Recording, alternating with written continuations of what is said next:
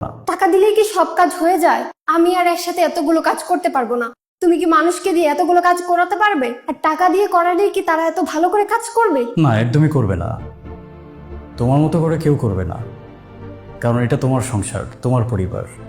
তোমার মতো করে অন্য কেউ কেনই বা করতে যাবে? কিন্তু সবকিছুর পরও তুমি যদি তোমার দায়িত্ব পালনের জন্য টাকা চেয়ে বসো, এটা হবে তোমার অন্যায় আবদার। তুমি কি বলতে চাইছো বলো তো? আমাকে টাকা দেবে না তুমি? ঠিক আছে, তুমি যেহেতু এত করে বলছো, আমি তোমার করা কাজের বিনিময়ে তোমাকে পারিশ্রমিক দেব। তুমি যতটা চেয়েছো ততটাই দেব, কিন্তু তার বিনিময়ে এখন থেকে তোমার নিজের ভরণ পোষণ তোমার নিজেকেই করতে হবে। কি করতে হবে? বুঝতে পারছো না? তোমার খরচগুলো তোমার নিজেরই চালাতে হবে। মানে কি? কেন বুঝতে পারছো না? আমরা যে বাসাটাতে থাকি, বাসার ভাড়া কত? 18,000। এখন থেকে এই 18,000 টাকা বাসা ভাড়া, 9,000 টাকা তুমি দেবে আর 9,000 টাকা আমি দেবো। আর আমাদের বাজার খরচ প্রতি মাসে কত টাকা আসে? ধরো আনুমানিক 15,000 টাকা। ওখান থেকে 7,500 তোমার, 7,500 আমার। ইলেকট্রিসিটি বিল, গ্যাস বিল, মানে যাবতীয় যত খরচ আমাদের আছে সবই হাফ হাফ হয়ে যাবে। কি বললে? সহজ বাংলায় বললে, এখন থেকে আমাদের যত খরচ হবে সমস্ত খরচের অর্ধেক তুমি বহন করবে, অর্ধেক আমি বহন করব। এবং টাকাটা তুমি কোথায় পাবে সেটারও সমাধান দিচ্ছি। তুমি যে বাসায় এত কাজ করো সেটার বিনিময়ে আমি তোমাকে টাকা দেবো। ছি ছি ছি ছি, তোমার মন মানসিকতা এতটাই নিচু? ছিছি করছো কেন? এখন তো আমরা দুজনেই স্বাবলম্বী। আমি বাইরে থেকে উপার্জন করে নিয়ে আসি, তুমি বাসায় বসেই উপার্জন করো। তাহলে দুজনের খরচ দুজন চালাতে সমস্যাটা কোথায়? আর এমনটাও তো না যে আমি তোমাকে কোনো টাকা পয়সা দিচ্ছি না, বাইরে থেকে টাকা পয়সা এনে তোমাকে চালাতে বলছি। আমি তো তোমার কাজের বিনিময়ে তোমাকে টাকা পয়সা দেব। আর স্বাবলম্বী হওয়ার পরও তুমি যদি আমার টাকায় চলো, এটা তোমার জন্য একটা লজ্জাজনক ব্যাপার না? একটা আত্মসম্মানের ব্যাপার তো আছে নাকি? তোমার তো আত্মসম্মান আছে, নেই বলো? তারপরে যদি তুমি টেনশনে পড়ে যাও, তোমার টেনশন আমি দূর করছি।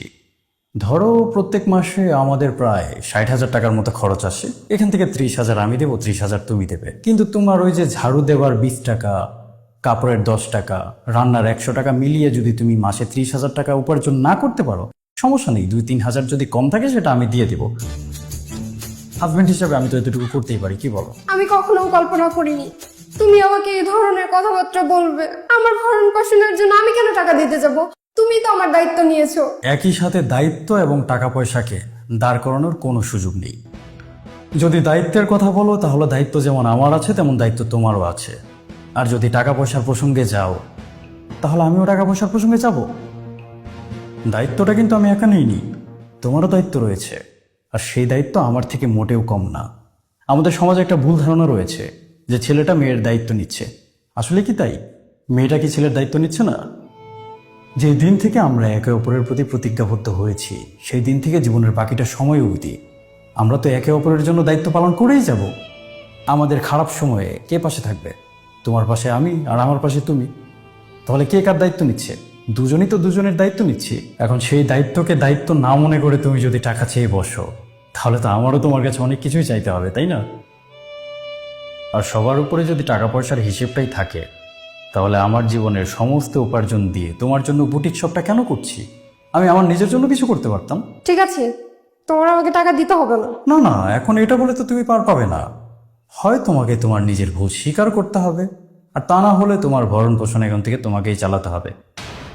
কি ভুল স্বীকার করবো আমি? ক্ষমা চাইতে বলছো? আমি তোমাকে ক্ষমা চাইতে বলছি না, আমি চাচ্ছি তুমি শুধু এতটুকু রিয়েলাইজ করো যে আমি যদি তোমার কাজের বিনিময়ে তোমাকে টাকা দিই, তাহলে তুমি আর এই বাড়ির বউ হয়ে থাকবে না, তুমি হয়ে যাবে এই বাড়ির কাজের লোক। তুমি সারাদিন এতগুলো কাজ করো, সেটার হিসেব রাখো। বিনিময়ে আমাকে কতগুলো বকাছকা করো, সেটার হিসেব কে রাখো। কাজের লোক তো আর আমার সাথে এভাবে কথা বলবে না। আর টাকা দিয়ে যদি কাজ করাতে হতো, তাহলে কোনো পুরুষই তার স্ত্রীকে দিয়ে কাজ করাতো না। বাসার 10 ধরনের কাজের জন্য 10 ধরনের লোককে ভাড়া করে নিয়ে আসতো, টাকা দিয়ে তাদেরকে দিয়ে কাজ করিয়ে দিন শেষে বিদায় করে দিত। বিনিময়ে অন্তত বউয়ের এত বকাঝকা তো তাদের আর শুনতে হতো না। এই যে তোমার কোনো একটা আবদার পূরণ না হলে তুমি কাজ করা বন্ধ করে বসে থাকো, বাইরে থেকে কাজের লোক নিয়ে আসলে কি সেটা হবে? তার কোনো আবদার কি আমাকে পূরণ করতে হবে না? তাকে টাকা দিব, সে কাজ করবে। এই যে এখন সব কাজ তুমি করো, তোমার সাথে আমার মতামতের যদি মিল না হয়, আমার বিপদ হয়ে যায়, তুমি রান্না বন্ধ করে দাও। কিন্তু বাইরে থেকে যদি লোক নিয়ে এসে রান্না করাই, আমার কি এই সমস্যাটা হবে? হবে না। প্রতিদিন তুমি এই বাসার এত এত কাজ করো, আর আমি এই বাসার প্রত্যেকটা মানুষের জন্য উপার্জন করি। কেন করি জানো? আমরা দুজনেই এই কাজগুলো করি, কারণ আমরা দুজনেই এই কাজগুলো করার দায়িত্ব নিয়েছি। আচ্ছা ঠিক আছে, ভুল হয়েছে। আর বাকিটুকু? আর বাকি কি? বাকি ছোট্ট আরেকটা কথা আছে যেটা তুমি এখনো বলনি। ঠিক আছে, ক্ষমা করে দাও। আর এসব বলবো না। আর না না, ঠিক আছে, ক্ষমা চাইতে হবে না। নিজেই চাইতে বললা, আবার বলছে চাইতে হবে না। তোমার যদি এমনি কোনো প্রয়োজনে টাকার দরকার হয়, তুমি তো আমাকে সরাসরি বললেও পারতে। এমনি এমনি চাইলেও তো আমি তোমাকে টাকা দিতাম, তাই না? ঘর ঝাড়ু আর কাপড় ধোয়ার হিসাব তো আর করতে হতো না। টাকা লাগবে? হ্যাঁ লাগবে। কি করবা টাকা দিয়ে? আমার বান্ধবী খুব বিপদে পড়েছে, ওকে কিছু টাকা দিতে হবে। সেটা তো আমাকে সরাসরি বললেও পারতে। কত টাকা লাগবে? একটু পরে আমি তোমার বান্ধবীকে পাঠিয়ে দিব, ওকে বলে দাও। আচ্ছা ঠিক আছে। আর কখনো এরকম উল্টাপাল্টা কথা বলবে? না না, আর কখনো বলবো না। এই যে কানে ধরেছি। কানে ধরলে কিন্তু তোমাকে সুন্দরই লাগে। তুমি সারাদিন এভাবে কানে ধরে থাকতে পারো না? যা তো তুমি।